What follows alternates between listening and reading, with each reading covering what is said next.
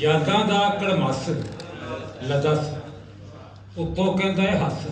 ले दस यादां दा कड़मस ले दस उत्तों कहंदा है हस थैंक यू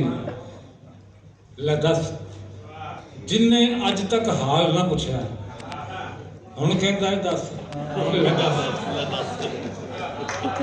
जिन्ने अज तक हाल ना पुछया हुण कहंदा है दस ले दस अखां नाल प्यांदा होया पुछन लगा बस ले दस अखां नाल प्यांदा होया पुछन लगा बस ले दस क्या बात है जबरदस्त। मैं बस कर रहा अख जो तीर चला के मैनू आखन लगा नस ले दस वाह क्या बात। फरमाइश जी मैं अर्ज कर देना पाटा कलमा सीन नहीं आया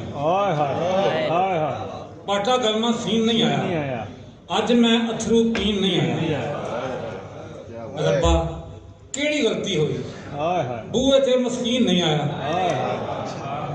रब्बा केड़ी गलती हुई बूहे ते मस्कीन नहीं आया जो कुछ अपने बारे